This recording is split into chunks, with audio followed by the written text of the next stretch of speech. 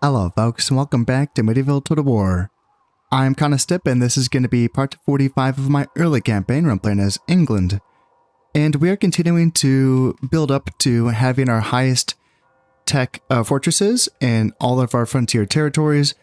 That is, we're going to be a bit staggered out, as I did explain in the previous episode, where we're going to be doing like different levels of the tech when it comes to our actual defensive infrastructure, just so that we can maybe test out different cannon towers and siege towers and stuff like that. So we're going to be continuing to build on that direction. Now, the French did attack us in the last episode, and they provided a bit of a spark of excitement for what has otherwise been sort of a, I don't want to say mundane, but a pretty routine buildup.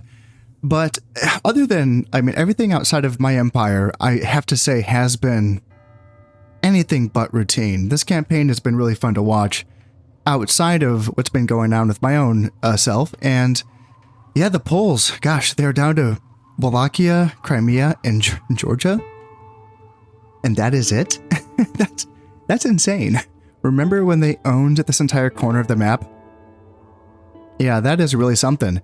And the Byzantines now are like one of the most stable empires at this point. I mean, they always have been, but they were kind of looking like they're on the ropes. And I wonder if they could make some ground. I don't know. Could they? If they didn't have these soldiers on the border, and we are technically at war with them, so that might be a concern for them. I'm trying to get a ceasefire with them just so that I can go back to trading with their ports, but they might still be kind of sour that I did take roads off of them, but come on, what were they doing with the roads anyway? Now, the Spanish did get a ceasefire with me, and therefore that has opened up their ports to trade, which is fine. That's actually pretty good. I mean, the Italians are giving them some trouble here in North Africa and in Iberia, and the Italians have been such a fun faction to watch in this campaign. And fun in that they're doing a lot, and yet at the same time, they're not that threatening when it comes to their points. Just because, man, I was looking at this, like, they really get screwed on this. So they don't have 4 of their homelands provinces, despite having so much territory. Genoa, Venice, and Tuscany is owned by the papacy. They have been at war with the papacy previously in this campaign, but currently they are allied to the papacy. And of course, going to war with the papacy would cause them to be excommunicated. And then also going to war with them currently, since they're allies, would cause them to lose influence for betraying the Pope or their ally. And then Crete is owned by their other ally, the Byzantines. So they're in kind of a tough spot here. They're only making 4 points off of homelands, off of Milan and Corsica. And then Conquest, it's only 1 point for 5 provinces. So, man, that sucks. So, despite the fact that they've really gone head-to-head against, the Spanish, and then the Poles, and at one point that was the Germans and the papacy at the same time, and they have territory here in the Balkans and Eastern Europe, and then the steppe in Western Europe, and Iberia, North Africa, and Italy and Sicily. Despite all of that, they still, what are they, in 3rd place? Behind 4th place, actually, behind myself and the Spanish and the Byzantines. So they have been very fun to watch, while at the same time not being too threatening to myself. So, yeah, fun stuff. And then the Danes, despite their really impressive late game push here, and they do have a good points per conquest objective, kind of like the Poles do. I think it's 1 point per or something like that. Yeah, 1 point per province. So as you can see now, they'd be making a lot. And Kalmar Union, they don't quite have... Oh, okay, so they're not making enough money off of trade. Okay. But yeah, Homelands is only Denmark. But yeah, the conquest points is very nice now.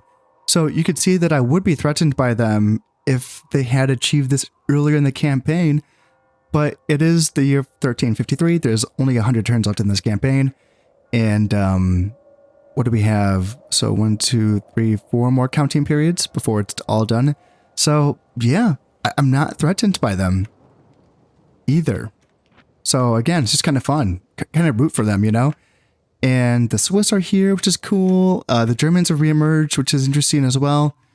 And Sicilians don't exist. No, they do not. All right, so on my end, I'm going to continue with my mission, which I've stated multiple times, of eventually reducing my garrisons, but I do want to experiment with these, upgraded teched out fortresses, and even the top tier citadel, because it does have the demi-culverin towers, just to kind of see what that does and what the differences are, and, you know, whether it works or whether it's bugged out.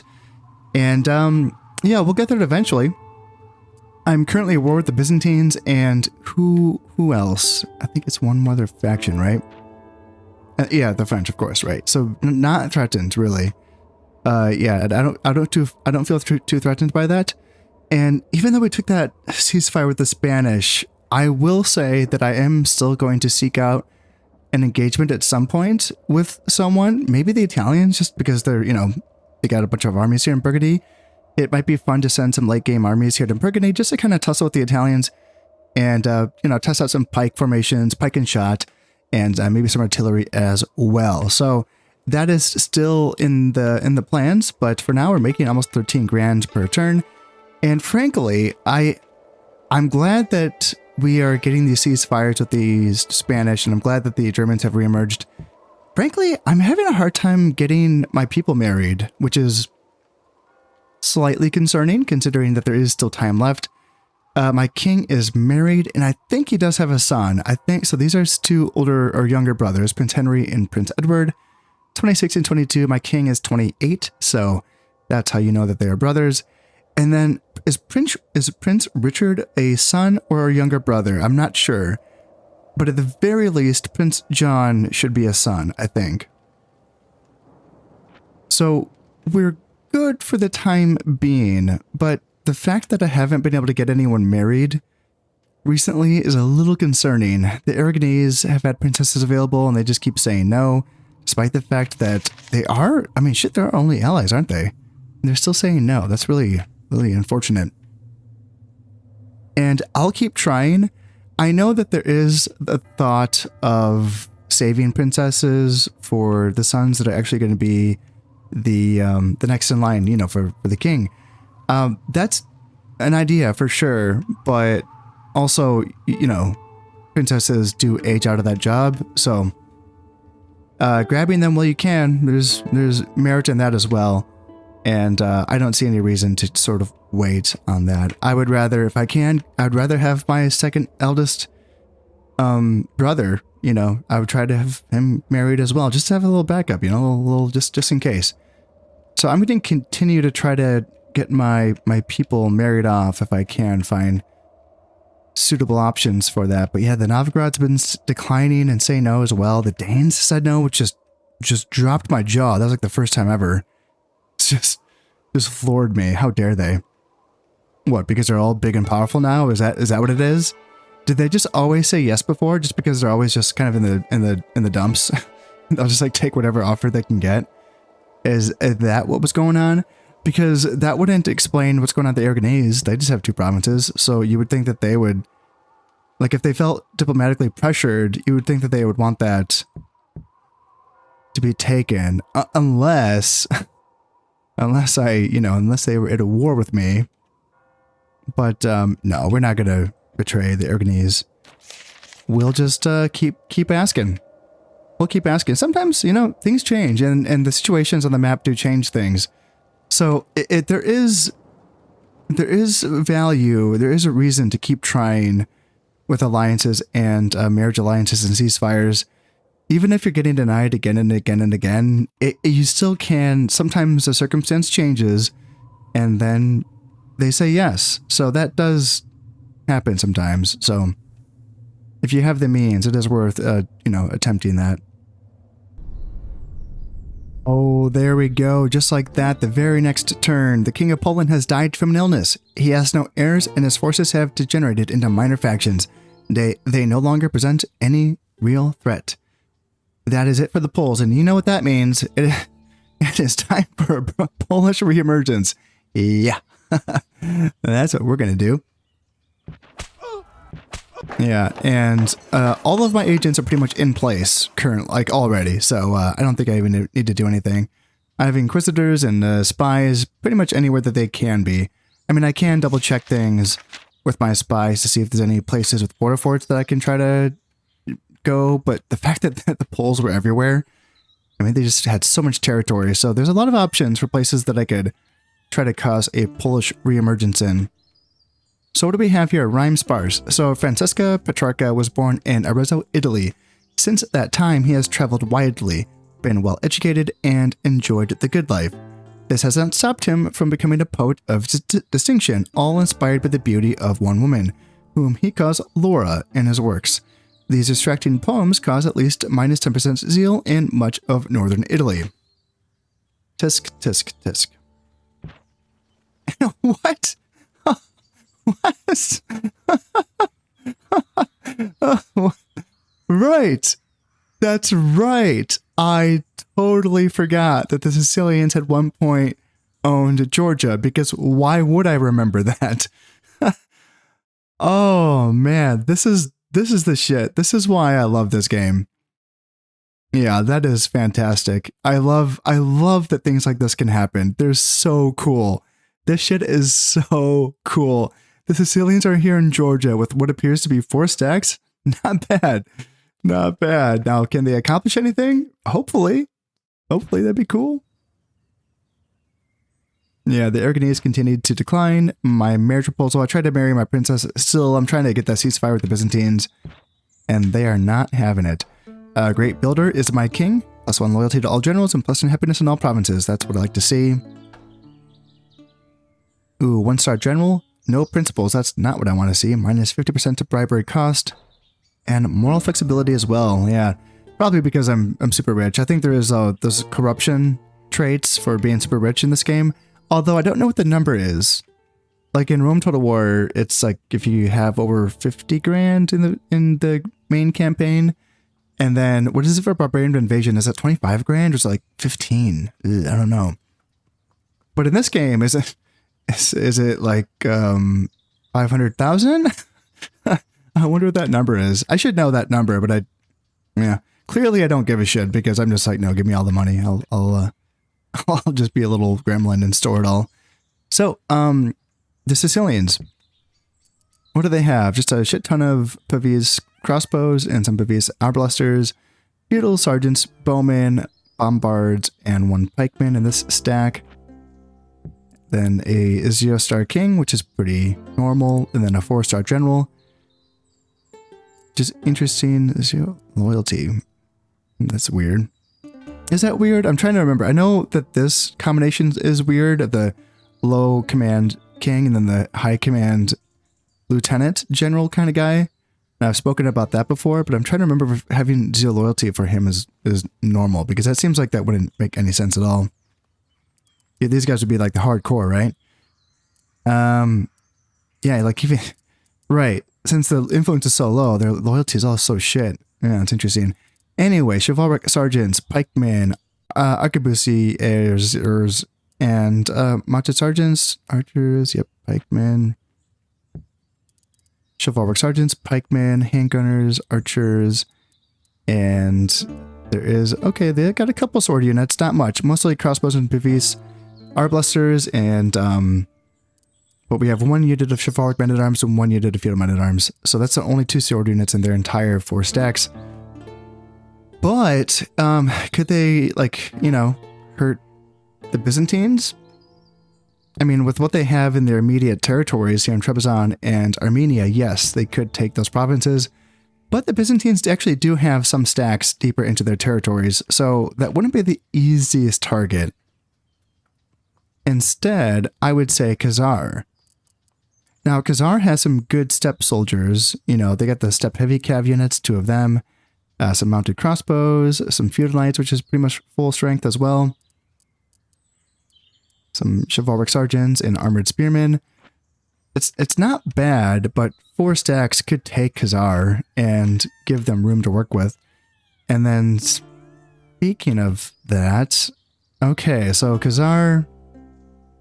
See, that's all it takes, is having these rebel territories in regions that were previously held by the Poles. Is all it takes, is because their default loyalties are 100%, and to get a reemergence, it needs to be less than 120%. That's it. So having rebel territories in a region that was previously held by a faction that's no longer exists that's it. That's it. That's all that needs to happen for a reemergence to happen, as we saw here with the Sicilians in Georgia. Yeah, so that is... yeah, my work is done. I just have to wait for the Polish reemergence to happen. Surely there is some unborn, or not unborn, but some kids that did not come of age yet that are just waiting for their time to shine. I love the reemergence mechanic in this game. It is so cool.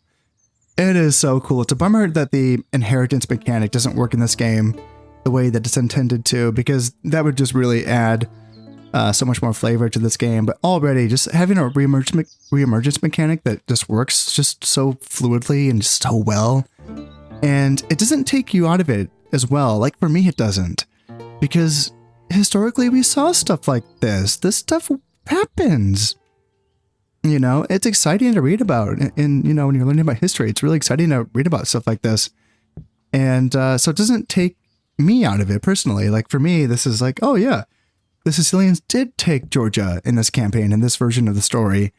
And for you know, a member of the Sicilian nobility to kind of find a home there, maybe he was a part of that campaign. Maybe he, you know, had local ties in the region, you know, and he was able to flee. When his family has been exterminated in Malta and Sicily, he was able to flee and get to Georgia and kind of build a base and build support and wait for the Poles to fall and, you know, you know, just kind of, it's a good story for this campaign. And it's just something that unfortunately is missing in Rome Total War. It's really too bad.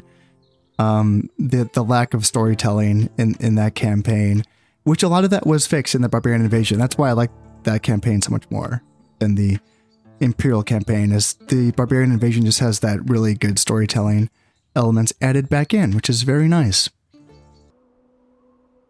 In this turn, we have ourselves another event here. So church hierarchy vilified. So John Wycliffe, a passionate reformer of the church's practices, has embraced heretical thought with his attacks on the church's hierarchy. His attacks on church leaders, their wealth and privileges, are particularly unwelcome, unnecessary, and unwise, as is his interpretation of biblical authority.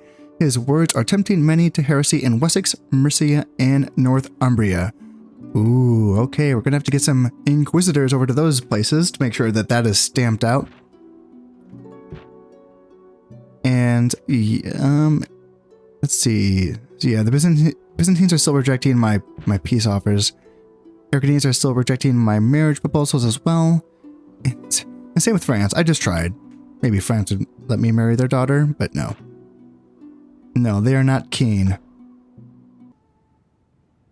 Aha. Okay, well, in this message where I'm being told that my assassin failed to kill an emissary, clearly there's something way more important going on here. Yes, the Byzantines are invading Antioch. Okay, well, Antioch hasn't been invaded. I don't think ever. Even when the Spanish were hitting me, I don't think they ever hit Antioch. And I think Antioch is well prepared for this. I haven't checked on my armies in a while, but I think that I should be good. And I'm curious to see what the Byzantines have in store for me. So yes, clearly this is not what I'm concerned with right now. And the Poles are taking Khazar. Good for them. Or the Sicilians are taking Khazar. I'm just not used to saying that, I guess. And there's a war between the Germans and the Italians. Ooh, it's a spicy meatball. All right, so Antioch, what is happening here? So they are being led by a one-star general, Stephen Zimikskis, and he is a unit of Byzantine Lancers, which is it's kind of like their light cav, kind of. It's not that fast, though. Like, it's not as fast as, like, the fastest cav units. It's kind of a weird unit, actually. Like, it's a good charge bonus, but it's super fast. Anyway, Arbalesters, 3 of those, 1 handgunner, 2 Trebizond archers, 1 spearman. So a lot of cav, actually. So Byzantine cav is going to be like a hybrid, a horse archer / decent and melee kind of unit. And then their Pronoi Legion is their closest equivalent to a feudal knight unit. I think feudal knights are still better, I think. Yeah. But they're solid. You know, they do have their bronze armor upgrades, but so do my feudal knights. So I should win that trade there, and I do have a better general, so he should be giving me some more bonuses. I don't know much else I don't know what else Lord Bouchier has other than the 4 stars. I don't know if he has a morale boosting traits. I feel like he does, but I'm not positive, and this isn't going to tell me if I look in here. No, it doesn't. So yeah, the initial wave is going to be mostly about stopping the cav. and also 1 unit of Byzantine infantry, which is a sword unit, but it's a 100-man sword unit, so it's not to be laughed at. It's actually kind of decent. And then for reinforcements, what do they have here? So basic horse archers, handgunners, they get their grenades, their naphtha throwers. Yeah, some previous crossbows, horse archers, Byzantine lancers, some more Pronoi Legion, more Byzantine lancers. Yeah, it's pretty light stuff. And then what's the total arrangement here? So I do outnumber them by 800, and I think my soldiers are better. And I think the province of Antioch is going to give me a hill, possibly even a forested hill, which would allow me to, shelter from their cav, if that's what I choose to do. While I do have the option of posting up here in this forested hill and just kind of hiding out, I'm trying to think about being a little bit sneaky here and just kind of being out in the open with my infantry and being like, oh no, what am I going to do? I'm so helpless. And then they just kind of pounce on me, and then I can ambush them with my cav that is going to be hiding in the forest. Now, of course, that does leave my right flank just wide open to encirclement. So hopefully I can use my reserves and my general to hold off that fight if that happens. I'm not that concerned about the quality of their soldiers, so let's see what they want to do here. Yeah, they can bring it. So Billman can kind of just post up here. We have some trees that we could do that. I mean, that counts. That counts as trees. So we could fight in there against their cav, and then just spread out with my longbowmen. As we've seen before, longbowmen, they can fight okay in melee. And then my swords as well. Yeah. Not ideal versus enemy cav, but, they're a well-balanced unit. And if I can get my enemy, I don't want them to encircle me on this way. If I could get them to encircle me on this way, we could have a good opportunity. But they want to send 1 unit forward first off, and they want to do that, they're just going to get massacred. And yes, that's what I want to see. The Pronoi Legion. Yeah. Yeah, because those units can get chased. I don't know if my mounted sergeants can beat them head up. That I don't know. But my feudal knights are right there, so yeah, as soon as just come a little closer. Come a little closer. I'm not sure how close can they get without. There we go. There they are. Now our guys are visible, so let's go pounce out. And they're like, nope, shit, we fucked up. Or maybe they're not saying that. Maybe they're pretty confident actually. And let's send my cav up as well, my heavier cav, just because these guys can help out. I don't know how confident I am in my mounted sergeants beating their Pronoi Legion, so we might need to send these guys down. So Royal Knights come on down here, and then Feudal Knights come on down here. Yes, it says our guys are winning, so yeah, we might need to help the boys out. And should we send over some infantry as well? How far off are they, guys? They're pretty far off, but I think that my second wave of cav really is going to punch these guys down, so yeah, it says they're still winning here, but now that this Royal Knight is free, they can get into the flanks here. And then on this side, yeah, it says they're winning. We have the height advantage and we have the numbers advantage, so we should figure that one out. And yeah, that gets rid of basically 4 units of theirs. Yeah, that Byzantine Lancer and those 3 Pronoi Legion. Sure, our cav are going to get a little beat up, especially our mounted sergeants, but probably worth the sacrifice. Yeah.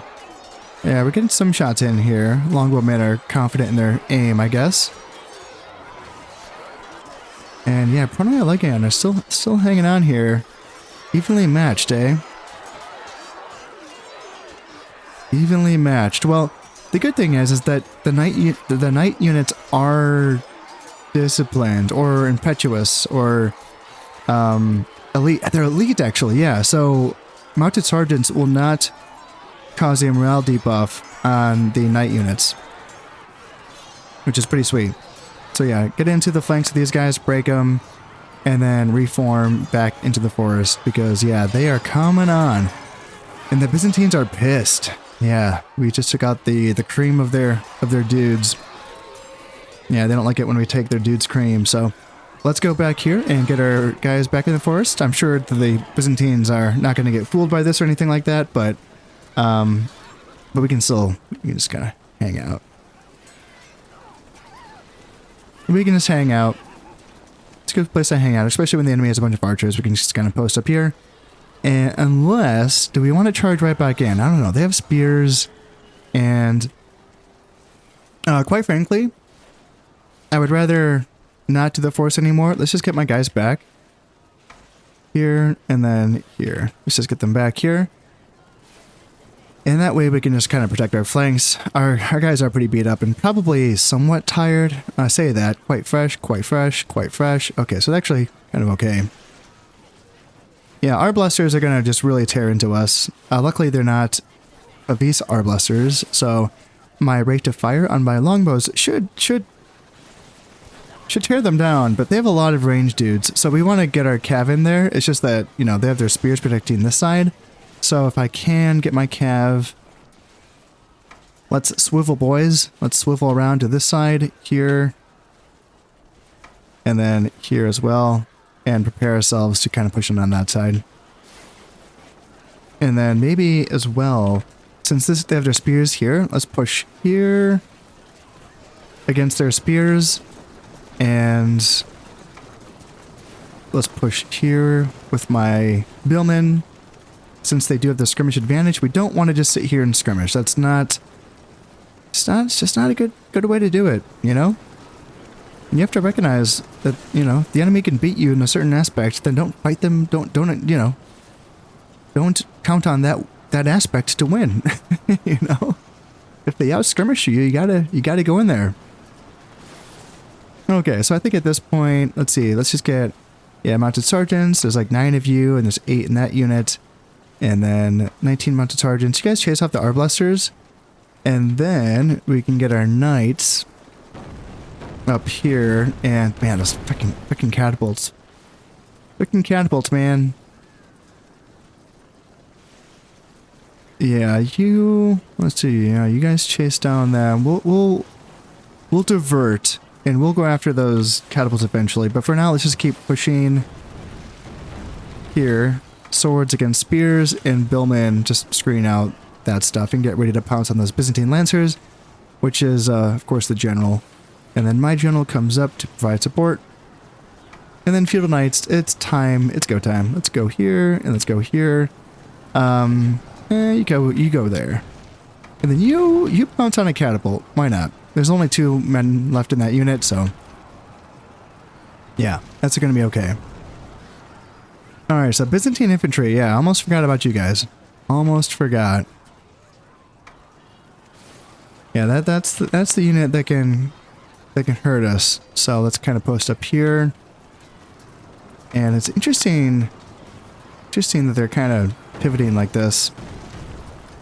So let's go in here and let's 2v1 those Byzantine infantry. And then, let's see here, billmen, yeah, billmen may as well get in here, and then here, and then these billmen kind of post up. And then feudal knights just kind of keep on guarding here, and then general hang out and provide your morale boosts, and then swords get up here. And then archers, you guys get closer to the combat, and please run over. I think you're shooting, yes you are. And how are the cav doing? Oh shit, they got their boys coming back. Alright guys, gotta get you back. Yeah, I don't want you guys to get run down by spears. That'd be a bad way to go. Alright, so they're running away. That's fine. They just kept the archers off me for as long as possible. And how are we doing here? Evenly matched, eh? Well, let's get some swords into the spears, and that should do well. And then billmen versus feudal knights versus their Byzantine lancers. It says their guys are winning, eh? Alright, let's get my general into here, and they are breaking on that side. Perfect. And let's go. Yeah, let's get my guys back here because I know they have reinforcements coming on. So let's just get our boys back. Get back to our hill. Is taken and awaits your mercy. And just like that, it does appear like they probably are retreating. Yeah, that's what that looks like to me. So even though I was initially going to get back to my hill, let's turn our cav around. And yeah, you guys pick off these guys because they're right there. And then the rest of you cav units go after these handgunners and these Trebizond archers and try to run down as many of them as we can. We've already captured 200 of their guys, so if I can get a few more... I don't know if the Byzantines can afford to ransom back these guys,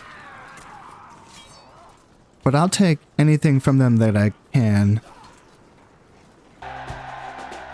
Not too shabby, so we were able to beat that army without having to fight the reinforcements, which felt pretty good here. So yeah, Valor gained. Feudal Knights got 1 point of Valor for killing 15 guys, 21 taken, 28 lost. Mounted Sergeants, 2 points of Valor each, 25 kills, 35 kills.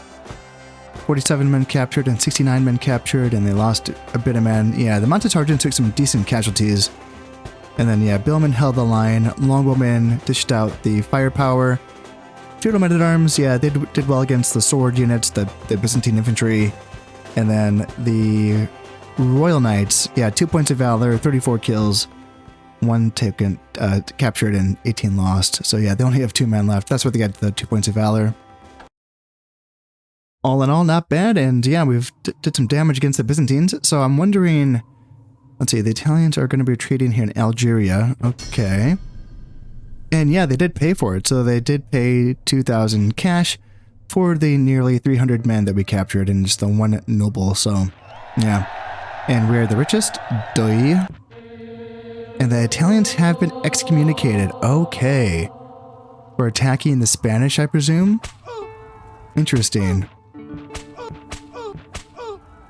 Alright, so I lost a spy here in Nicaea. And I lost a couple spies in Nicaea. Okay. Bell Foundries finished here in Tripoli. And Master Horsebreeder giving that +1 Valor to my Chivalric Knights. And I assume that also accounts for when they're dismounted, right? I mean, they're still going to have +1 Valor, so... Well, that's going to be pretty dope.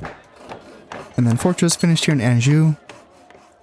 Nice. Yeah, I'm probably going to keep this one as just a fortress level, I think, is going to be the plan there. And still not letting their princesses marry my brother. How dare they? Such a shame. Aha, that is it for the French. Yes, that's right. They lost most of their nobility in their fight against me. I forgot about that. And yeah, they had an old king. He is dead. His faction is now dead, and now it is French reemergence time. Yeah, I don't know, maybe not. Maybe not. I mean, I own most of their territory, so maybe not French reemergence time. Maybe more like, you know, keep my shit together and make sure they don't reemerge time. Yeah, because it would be my territories. And Champagne. I don't think they ever owned anything else. They never owned Lorraine or Provence. No, that's all German territory, so...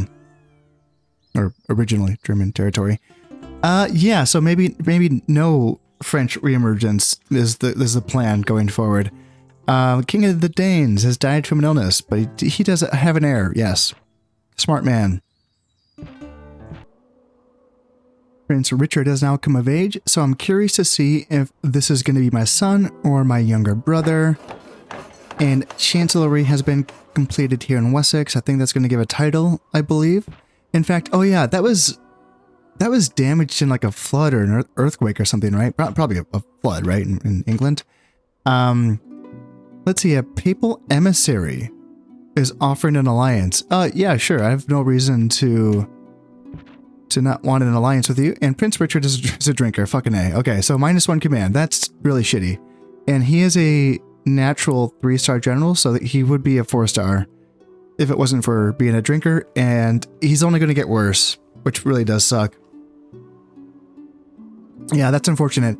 This is a case where if he is the heir, and I know I'm doing this with my other heirs as well, I was gonna not do this in this campaign.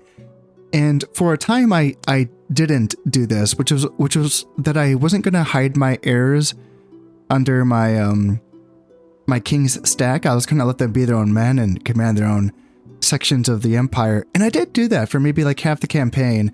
And then I think I got away from it. I didn't really have a home for them. And I was running into loyalty issues with a couple of them. So I needed to keep them under the same stack as my king. And I just haven't really had a home for them, I guess, which is I don't know, maybe it's a lame excuse because, I should find jobs for them. But I have a lot of good generals. I don't even have a home for all my good generals. So in this case, though, for Prince Richard, for the drinker trait, it does get worse, but traits don't, if you're not the head of the stack, then the traits don't develop, is, I guess, the word. And so he wouldn't be getting worse until he would become like king, if he is next in line for being the king. So let's take a peek at that and see. So it's Prince Richard. No, he's not the next in line. Okay.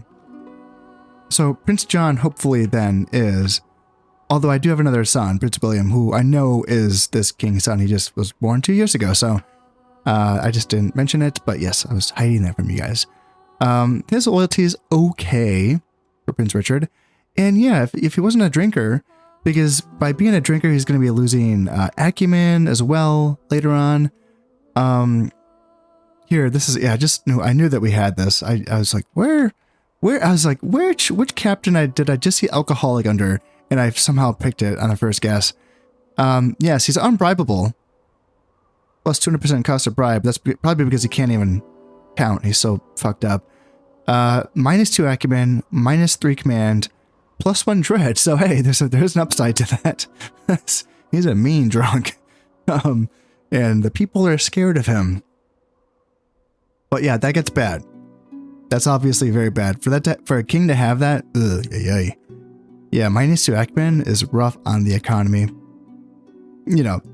Not that it matters for me, but, Anyway, the Swiss are attacking the Italians here in Lorraine. Is that new? Is that a new war? Ooh, they're attacking here in Tyrolia as well. Ooh, okay. All right, Italians, you got a lot of forces here in Burgundy for no reason. I know, I'm right here. You're bordering me, but we're not at war, dude, and they are, and you are at war with them. So you might want to reprioritize your shit. And the Spanish, I got a message from my spy telling me that the Spanish are planning to attack the Aragonese. I'll believe it when I see it, because I feel like anytime I look, there's just a cascading effect of civil wars that the Spanish are dealing with. Like, seriously, like it's like every few turns they have a civil war. That's insane. But they still manage to somehow take back territories from the Italians. Like, it's been really back and forth. Very interesting to watch. Yeah, just kind of watching in the corner here. And the Sicilians, are they taking any more ground? Yep, they have taken Bulgaria as well. And the Danes continue to push and push and push. They have Muscovy now, Ryazan, Chernigov, not Pereslavl yet. We'll see who takes that. Oh, the Sicilians have Crimea. Oh, good for them. Okay. Yeah, fun stuff. Cool. Cool indeed. In fact, I'm surprised that the Poles have not reemerged yet. I kind of had that on my bingo card, and that has not come to pass yet. Now here in Anjou, this fortress is as high as I'm going to go here for the defensive structure in this province. So at this point, I can begin to cobble together what I intend to be my garrison for this province. And so what am I going to be doing here? So the capacity is 960 infantry or 480 cavalry. Now, that's because there's 2 mouths to feed for the cav, that being 1 for the horse and 1 for the human. I'm assuming 960 is 2 times 480. I might need to Google that one. I don't know. Maybe we'll just never know. That answer might be too difficult to find. In fact, I don't know if the math has been invented yet that can determine the answer to that query. So I'll just assume that that is twice as much as that much. And then, So I've mentioned before that I like the idea of getting these feudal knights. Not the chivalry. Did I mean to do that? I was going to do feudal knights for because the feudal foot knight is a sword unit. The chivalric foot knight is a halberd unit. And I'd plan to use billmen for my halberds. Oh, not in the castle defense. I think I'd plan to use... Chivalric Knights? Is that what I was planning to do? Because that's going to count for a 40-man unit. That's going to count as like 80 mouths to feed. Whereas, you know, for a billman unit, that's going to count as 60 mouths to feed. So 20 less mouths to feed. So I'll think about it. I'll work on... Yeah, I'm going to start to take forces away from Anjou and then maybe bring them to somewhere. See, when I did this for my Danish campaign, I liked having a big province where I could put all my extra stuff in and just kind of hide it back there, like in Sweden. What did I do that for Egypt? Did I hide it in... Well, yeah, Arabia. It's huge, right? What's the biggest province that's like not on my front lines where I can do this for the English? Ireland? That might be my best option. Because I just want to put soldiers there to kind of organize stuff. But then I do want armies nearby. Like, I'd still want armies stationed in Normandy and Brittany just to react to my front lines if it's required. But it would be less. It wouldn't be like, you know, 6 per province. It'd be like, you know, 1 in Normandy, 1 in Brittany, perhaps, would be the long-term plan going forward. But I can do this one piece at a time here. In Anjou, as I mentioned, I'm all teched up to where I want to be. So yeah, let's start doing this. Now I have settled on having 4 units of feudal knights and then 1 unit of royal knights, which is my general unit, and that is going to come up to be 360 mouths to feed, which is going to leave me with let's see, another 120. Which would let me get 2 more units. And I was thinking that that could be a couple units of handguns, so I did bring those down and that would fit in perfectly. However, I'm just now realizing that... So this is the capacity, like the full up capacity, right? That I'm just, you know, that I just counted up to. However, I just remembered, you don't want the capacity. You want like half of that so that you can force the enemy into attacking. You know, because if it's just going to be 2 turns, I don't think the AI is going to be tempted to attack a fortress. But if it's 3 turns, and in my experience playing, when I tried this in my Egypt campaign, having half of the garrison amount only bought you an extra turn, which really wasn't that much, to be honest, which is kind of disappointing. But that would be the minimum amount that I would assume would be required to tempt the AI into attacking, would be at least 3 turns. Which, yeah, would be like half of this, which is, man, looking at this, I'm thinking, gosh, that's not a lot. So what? That means getting rid of 2 feudal knights and then 1 of the handgunner units. So I would just have 2 feudal knights, 1 royal knight, and then 1 handgunner. Is that it? Or should I just be replacing all of these with royal knights instead of feudal knights, just because they're smaller units? Oh, yeah, I don't know about that. Because so just for instance, like, royal knights, when they dismount, for the high and late era, they dismount into chivalric foot knights. I looked that up just to make sure. And I'm trying to get my sword guys, not my polearm guys. Well, frankly, I've never really used them before. So that's kind of like the main reason why I'm trying to do this. So that's why. So if I'm just going for 240 mouths to feed total, then it would be 2 feudal knights and 2 royal knights. Man, that is not a lot. That is very few men. But it could be pretty epic. And yeah, we'll see. So what I'm actually going to do, I'm going to send these 4 units over to Brittany, and I'm going to retrain them. Okay, so that's going to take a few turns to retrain those guys. I'll keep these guys here in Anjou for now, just to kind of, you know, maintain the hold here. And then I'll bring them back. They're going to be getting upgraded. Yeah, they'll be getting +3 to their armor upgrades. They'll be getting that +1 valor bonus from the Master Horse Breeder.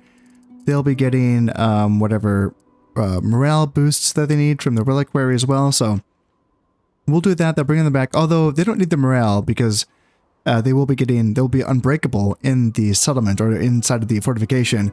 Although, if I do use any of them as cav units outside of the fortification to chase down enemy artillery, then having that extra morale could be useful in that case. So, yeah, this is going to be the play. Yeah, that is not a lot of units. I wanted to get guns in there, but I couldn't make it make sense. So, yeah, if any of y'all have any insights on this, I would like to hear what y'all are thinking because, yeah, getting to 240 that's not a lot for cav. That's not a lot of people. Oh man, so the Spanish king has been killed in battle and he has no heirs. So that is it for the Spanish. So, it is with great sorrow to announce that you all know what that means. It is Spanish reemergence time. Yeah, that is right. Spanish reemergence time. Like a freaking holiday over here, you know? Just anytime someone dies, it's an opportunity. Anytime God kills a faction, he opens a door for reemergence. Oh dear. Okay. Yeah, there's a lot of this is just unnecessary. Okay. Everyone, calm down your shit with your assassins. County militia finished here in Normandy, so now I think that allows me to get the pikemen, I think, finally.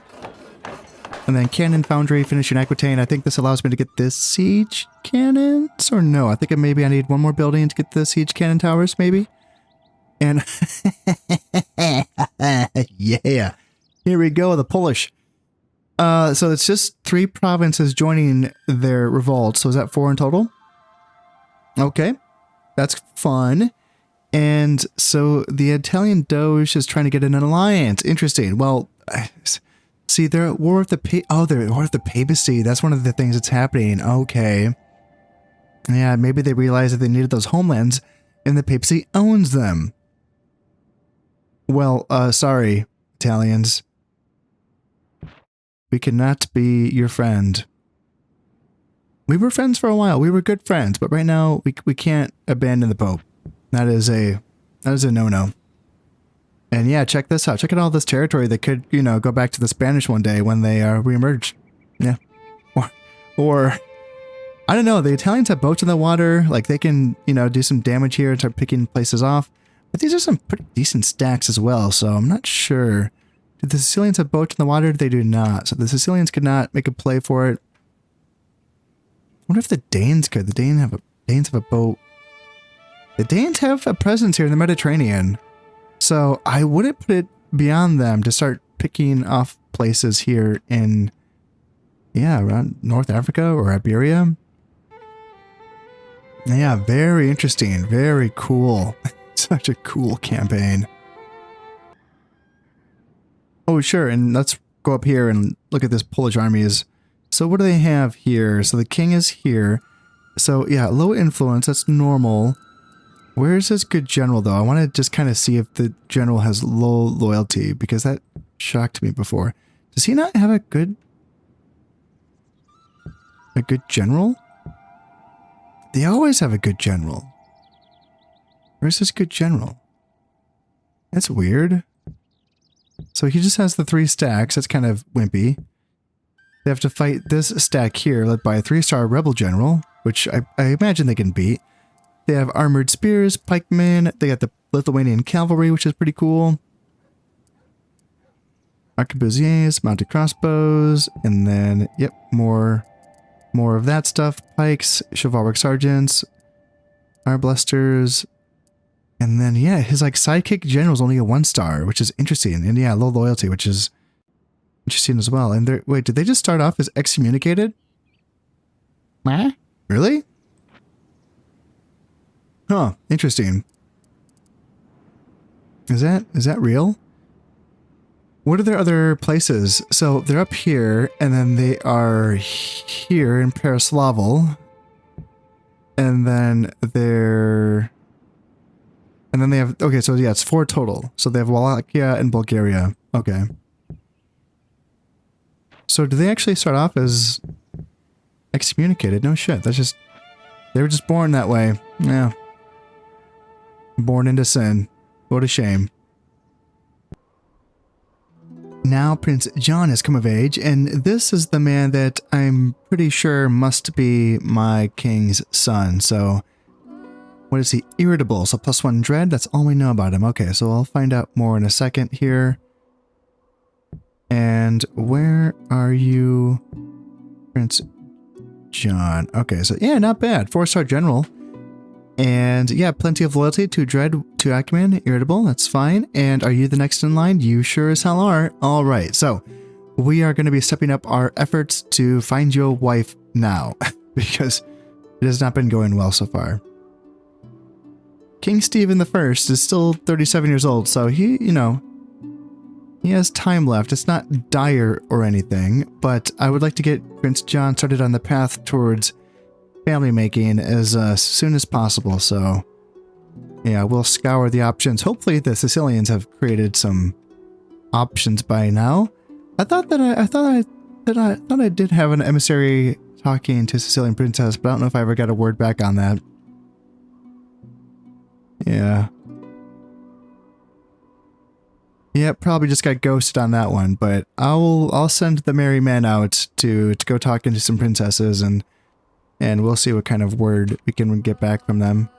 And now this is curious as well. I got my unit being retrained here in a province that does have that master horse breeder, and I did determine that they gave a valor bonus to chivalric knights, I thought. Now I know that none of these units are chivalric knights, but I assumed that if it was giving a valor bonus to chivalric knights, it would have been also to feudal knights and perhaps royal knights, but apparently that's not the case.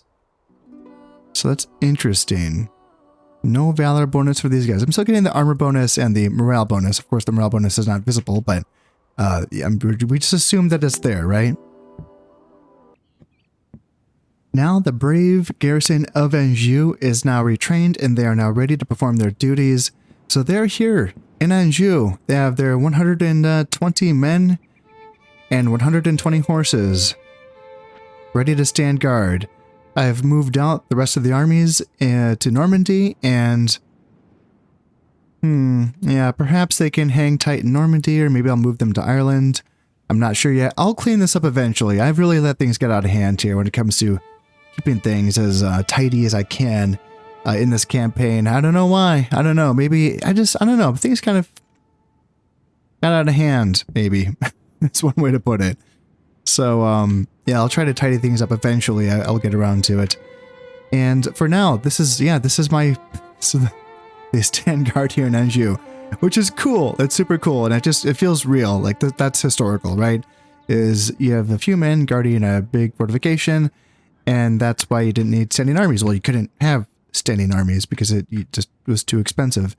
So, and it took a lot of administrative, organization to be able to pull that off. So we can't quite, simulate what it would be for like the levying of armies, in this game, but we can try to approximate it. The closest thing to that would be hiring mercenaries anytime you needed armies and just keeping basically all your everything disbanded. So like basically no existing standing large armies. But I'm not going to quite bring it down to that level. I'm still going to have a handful of standing armies when I'm done with this. And maybe the mercs will just be necessary for extra troops if I need them. So I'm going to be leaving it here for this turn.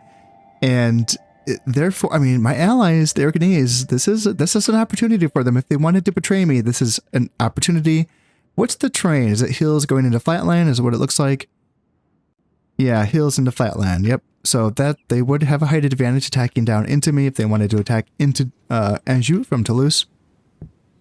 However, we are allies.